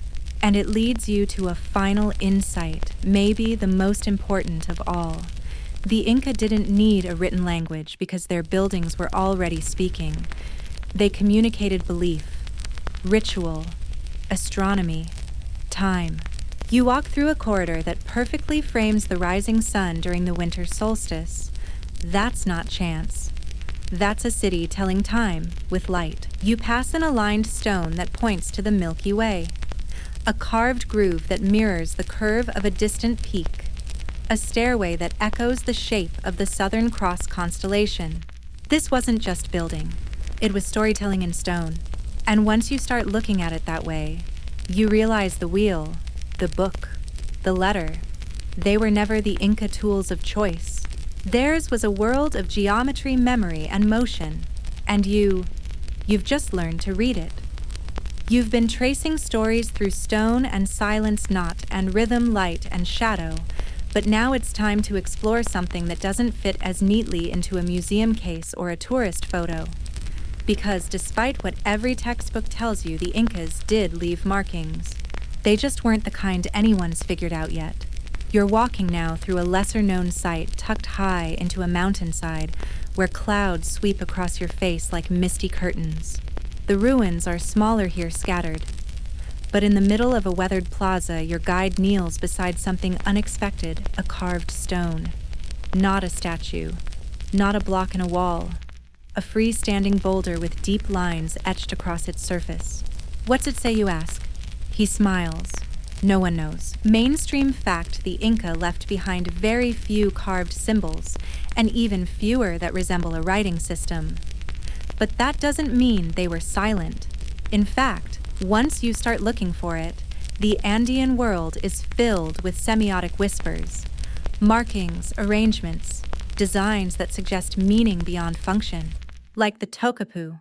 Here's your first surprise. Tokapu are geometric motif squares filled with different patterns like checkerboards, zigzags or spirals woven into royal garments painted onto pottery or carved in rare instances onto stone. Think of them like visual glyphs, but without a known alphabet. One garment could have dozens of these patterns, each one carefully arranged. The Sapa Inca's tunic was practically a walking crossword puzzle. Historians still argue whether tokapu were symbolic representing clan affiliations, roles, or achievements, or whether they carried phonetic meaning like proto-writing. Some scholars believe they functioned like a visual language, a kind of heraldic code readable only by the elite.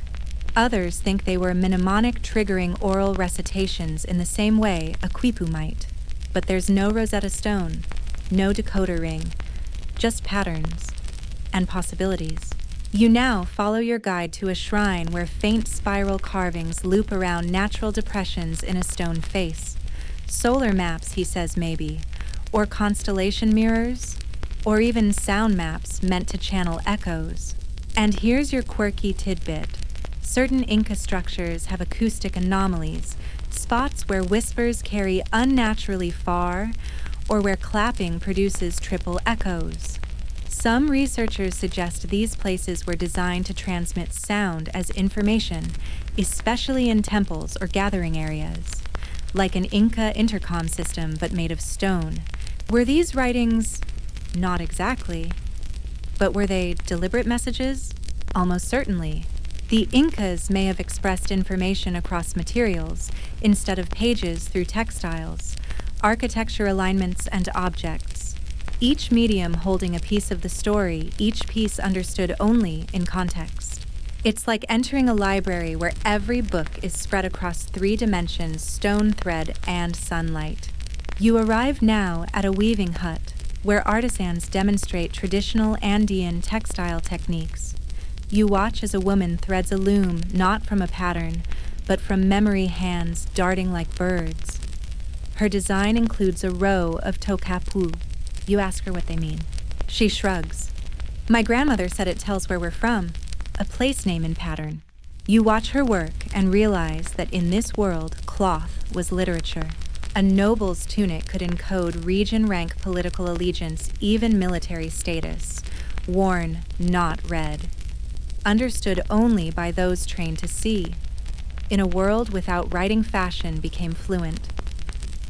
Historians still debate whether the Incas ever reached the cusp of developing full-fledged writing, if tokapu or other symbol systems might have eventually evolved into something alphabetic or syllabic.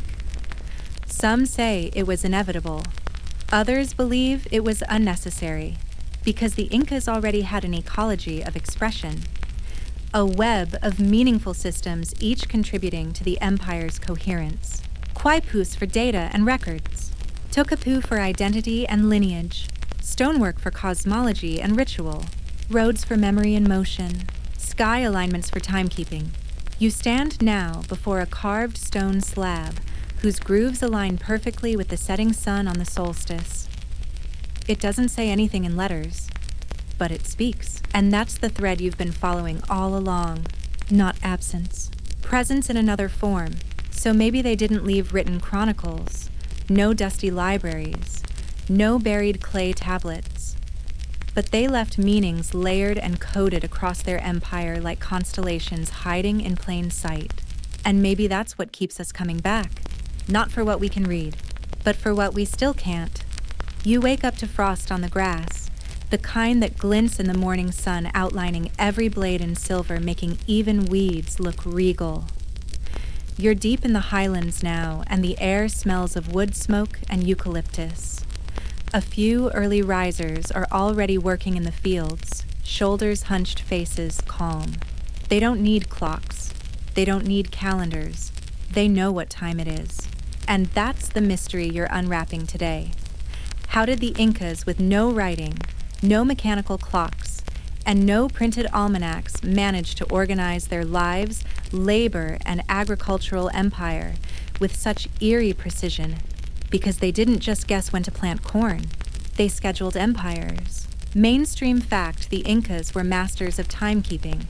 Their calendars, though not written down in books, were tracked through celestial observation ritual timing, and possibly even stored in quipus that marked dates and events. You're led now to an ancient solar observatory, a circular stone structure with perfectly placed windows. Through these, the sun's rays shine on specific stones during solstices and equinoxes. You arrive just as the morning light strikes one of those markers right on cue, and nobody here checked their iPhone. These were the Intihuatana hitching posts of the sun, sacred stones used to track the sun's motion and anchor it to the calendar. Their shadows shrank and lengthened across the seasons, telling farmers when to sow, harvest, and rest. But here's the kicker: they weren't just for crops. They were also social clocks, festivals, tax obligations, military service, migrations, ceremonies for the dead, and rituals for the rains, all coordinated by the position of the sun and moon, the visibility of constellations, and the phases of Pleiades, which was called Kolka in Quechua, and used to predict the year's harvest. So you didn't mark dates in a planner, you watched the sky. And if that sounds vague, think again. You're shown a replica agricultural calendar stone found near Cusco, etched not with writing but grooves and indentations. Each groove aligns with the rising of a specific star, or the sun's angle on a given day. People would observe the sky, then mark the season by memory and position. Here's your quirky tidbit: some researchers believe quipus were also used as calendar tools, not just for math or census records, but for logging recurring events, a kind of knot-based scheduling system. Different colors and knot types could represent months' tasks or celestial events. Imagine your Google Calendar, but it's wool and fits in your pocket. You're guided next to an ancient terrace system that flows like a green staircase down the hillside. Each level creates a different microclimate, allowing Incas to test crops at various altitudes, kind of like ancient botanical research stations. They knew not just what to plant, but when and where. And here's the real marvel: they did it by memory, not notes. Historians still argue whether the Incas used a single unified calendar or a variety of local systems tied to regional climates and customs. But all agree that their timing was remarkably accurate, and everything from warfare to weeding followed the rhythm of the cosmos. You look up, the sun is higher now, and your guide points to a notch in a nearby peak. In 2 weeks, he says, the sun will rise there. That's when we plant Osei. He doesn't need a reminder, because the mountain is his calendar. And this is what's most humbling. You've been carrying knowledge around like it belongs in books or screens, always external, always retrievable. But the Inca world internalized it. They didn't glance at a device. They looked at a mountain. They tracked a shadow. They listened to an elder. And they remembered. You walk now into the village square where children are painting small stones. One draws a circle with lines radiating outward. You recognize it, an abstract sun. Not childish doodle, cultural inheritance. It hits you then, for the Incas' time wasn't a number. It was a pattern, a cycle, a song you learned by heart and sang at the right moment each year. Even today, highland communities celebrate Inti Raymi, the winter solstice festival. They don't check the calendar, they check the sun. And when it rises just right, they gather, sing, offer, dance. Historians still search for the Inca master calendar, some ultimate schema that explains how they kept everything so synchronized. But maybe that's the wrong question. Maybe the calendar wasn't written in stone. It was carried in every person who remembered when the rains came. When to dig, when to sow, when to sing. You walk back to the terrace edge and stare across the valley. Nothing is written, but everything is known. Your boots crunch along another mountain path, this time higher, colder, and lonelier than the last. The wind slices across the stones, sending your poncho flapping like a sail. You're not heading to a city or a temple today.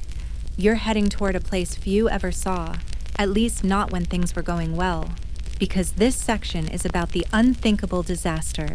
You're going to see how the Inca Empire, built without wheels, without writing, without iron, managed to survive droughts, earthquakes, crop failure, and political succession. And maybe by the end you'll realize they didn't just survive, they were built to endure. Mainstream fact: the Andes are one of the most disaster-prone regions on Earth. Earthquakes, landslides, flash floods, volcanic eruptions. And yet, the Inca Empire not only lasted, they expanded across this volatile spine of the continent. Why?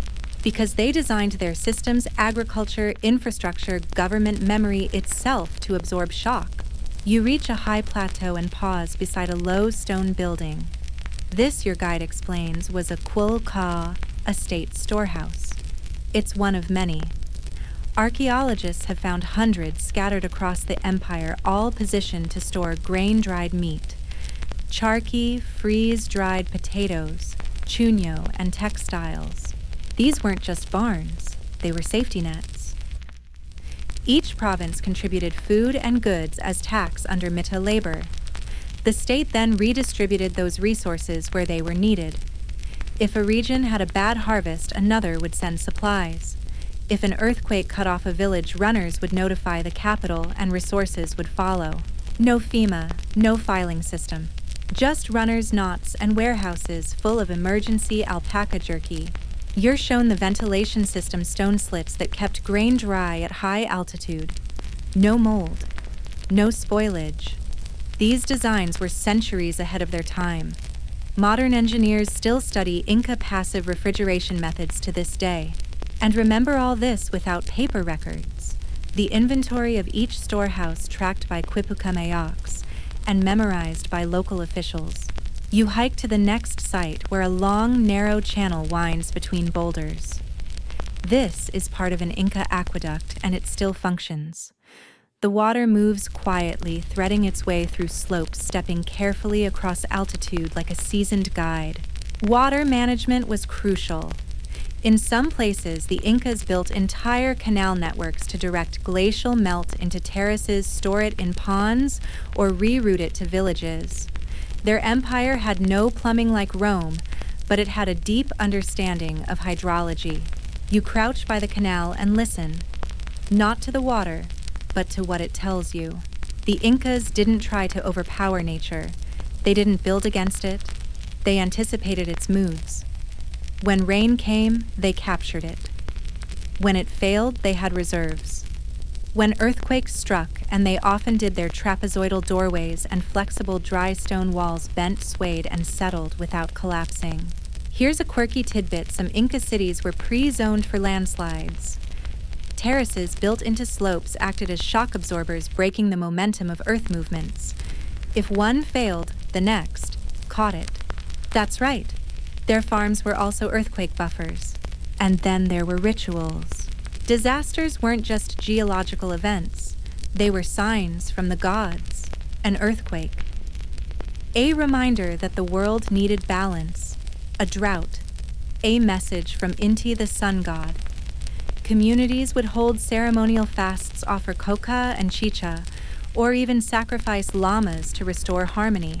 Some high-altitude shrines show evidence of child sacrifice, a heartbreaking, complicated part of Inca spiritual life. Archaeologists have found perfectly preserved mummies near mountaintops placed in sitting positions with ceremonial objects. These were not punishments. They were seen as sacred offerings chosen with reverence. Historians still debate how common these sacrifices were. Some say they occurred only during great crises. Others believe they were seasonal rituals tied to celestial events. Either way, they speak to how deeply interwoven survival and belief were in the Inca worldview. You look across the jagged ridges, wind tugging at your sleeves, and think this isn't just resilience. It's disaster readiness before spreadsheets. You walk now through a ruined village struck by a long-ago landslide. The buildings here are half swallowed by earth, their outlines barely visible. But even here, some walls still stand slanted, yes, but not toppled. A staircase disappears into a tree. There's no plaque, no memorial, but you realize something profound. The Incas didn't see disasters as failures of planning. They saw them as inevitable patterns. You don't stop the mountain from shaking. You just make sure the roof doesn't fall when it does. Historians still argue whether this mindset slowed technological development. Why invent new machines when the old ones bend and bounce so well? But they also point out the Inca system worked for centuries. That's not stagnation. That's stability. You leave the village with a new respect for what doesn't collapse, what bends, what waits for the storm but never crumbles when it arrives. The Incas may not have written anything down, but they left behind a manual in stone. Store more than you need. Build with movement in mind. Listen to the land before you argue with it. You walk on a little quieter now, because the wind is picking up, and the mountains are whispering reminders you won't find in any book. You've seen the terraces. You've climbed the trails. You've listened to stones and stared at stars. You've stood where the runners ran, where memory lived in thread, where cities swayed and survived through storms. And now the time has come to sit with what the Incas built and what they didn't. You're perched above a wide, empty plain. The wind is low today. The sun is gentle. The world feels still. From this quiet perch, you can finally look down not just on a valley, but on a civilization that thrived without riding wheels or iron. A world that shouldn't have worked, but somehow did. And yet it didn't last. This is the moment to face the fragility. Mainstream fact: the Inca Empire rose quickly within just a century and fell even faster, unraveled in a matter of years by the arrival of disease, civil war, and the Spanish invasion. Its scale was immense. Its fall was devastating.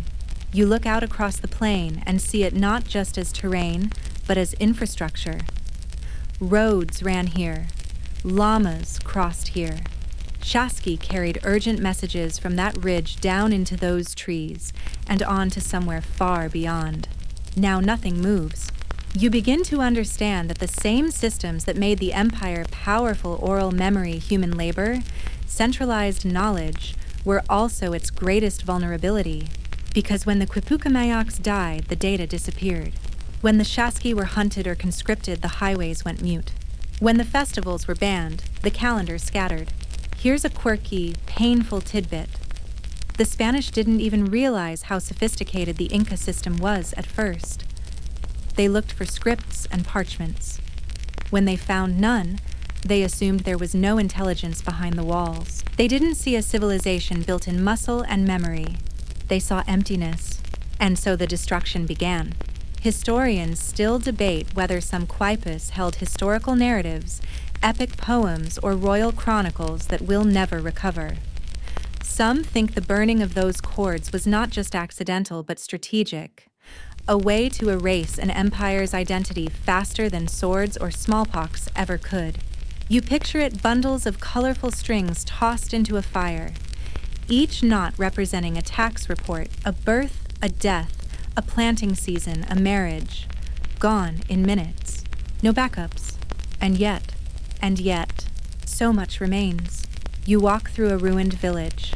The homes are roofless, but the walls still stand. The water still flows. The terraces still cradle the mountains like folded arms. And you realize they built for memory, but also for endurance. Even without their runners, their rulers, their quipus, the bones of the empire persist. Not just as ruins, but as templates. Here's something beautiful: in many Andean communities today, people still follow Inca farming methods, still use terrace systems, still rely on collective labor for planting and harvest, still honor the Elu, the traditional kin group, still speak Quechua. The empire fell. The culture didn't. Not completely. You take a moment to breathe, to listen. You hear it in the wind, the echo of steps, of voices, of rituals carried out long before your arrival, and likely long after your departure. You remember the boy learning to knot strings from his grandmother. You remember the girl building a mini terrace in the dirt. You remember the elder who said, "The mountain tells us when it's time." They didn't write these things down, but they didn't forget them either. And maybe that's the brilliance of the Inca world. It didn't try to preserve itself in books or tablets that time would erase. It preserved itself in practice, in community, in structure, in rhythm. Historians still argue how much of the Inca system was deliberate innovation and how much was inherited from older cultures like the Wari or Tiwanaku. But what matters is this: the Incas perfected it, scaled it, lived it, all without needing to reinvent wheels or chase after alphabets. They didn't build towers to be seen from afar. They built systems to be lived in, walked through, remembered from the inside. And even though the empire broke, the roads are still here. The mountains still hum. The thread, though frayed, is not cut. Not yet. The last light of day slips behind the peaks, casting long violet shadows across the stonework. You sit on a cold ledge high above the valleys you've wandered, your legs still sore, your heart surprisingly full. This is the end of the journey, not just through the Andes, but through the silent machinery of a world built on rhythm, memory, and trust. And now you're ready to answer the question that's been echoing since the very first step. What happens when the Spanish show up and ask, "Where's the writing?" The answer, of course, is complicated. Mainstream fact: when the conquistadors arrived in the early 16th century, they were met not by chaos, but by an empire humming with structure. Roads maintained, storehouses stocked, laws enforced, cities thriving. And yet, when they found no scrolls, no alphabet, no visible record-keeping, they misunderstood what they saw. They believed they had discovered a kingdom without history. Because they couldn't see it, they assumed it wasn't there. You're led now to the outskirts of what was once Cusco, the Inca capital. There are colonial churches here now, Spanish facades, balconies with iron railings. But beneath them, literally and figuratively, are the stones of the original city, the very foundations laid by Inca engineers. Some churches are built on top of Inca temples, as if to erase and preserve in one motion. You reach out and touch a lower wall perfectly cut, cool to the fingers, just like those you saw in Sacsayhuaman. Above it, the colonial stones wobble, slightly patched with mortar, irregular. The past propping up the present. Here's a quirky tidbit in early colonial records. Spanish scribes describe their confusion over the Quipu. Some called it the devil's language. Others thought it was sorcery. A few realized it might be something smarter, but by then, most of the Quipuca Mayocs had been killed, converted, or silenced. Historians still argue about the moment of loss, whether it was sudden or slow. Whether the memory keepers tried to adapt and code Spanish instructions in the knots, or whether they simply refused to bend to the new system. Because here's the truth: once ink took over, memory got quiet. You sit by a crumbling wall once used as a tambo. Nobody runs here anymore. No one knots records under a highland moon. But if you close your eyes, you can almost feel the pulse. Again, the footfalls of a chasqui cresting the hill. The flutter of a cord bundle in the breeze. The precise echo of a chant repeated by children under a stone awning. The Spanish brought paper, but they couldn't erase practice. And that more than anything is why fragments of the Inca world remain. In textiles, in terraces, in village rhythms, in languages, in fingers that still remember how to thread, not build, plant. You rise from the stone and walk slowly down the path. No more grand discoveries await, only echoes. And they're enough, because even without writing, even without wheels, the Inca Empire built something almost impossible, a functional, beautiful, resilient system carried entirely by humans on their backs, in their voices, through their bones. They left no books, but they left behind a trail, and you've walked it. Now close your eyes. The Andes fade behind you. The stone steps soften. The air grows warmer, gentler. The footsteps of runners, the murmurs of the storytellers, the clack of wooden spindles, all quiet now. Let it all fall away. The empire you've traveled through wasn't made of towers or iron.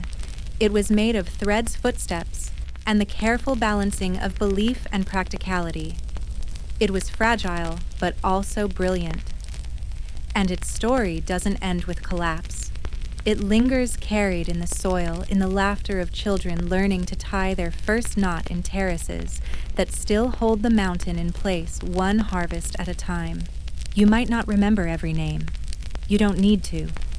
Because what matters is the rhythm, the shape of a life lived in tune with sky and stone. Let the memory of that breath out. You are no longer running the road. You are resting beside it. The wind hums soft through the valley. Somewhere far away, a conch shell echoes faintly through time. The stars begin to appear, just a few at first. They're the same stars that watched the Chasqui run. The same stars that told the Inca when to plant, when to build, when to wait. And now they're here to tell you, it's okay to rest. The road will still be here in the morning, so close your eyes. Let the thread loosen. Let your breath slow, and sleep.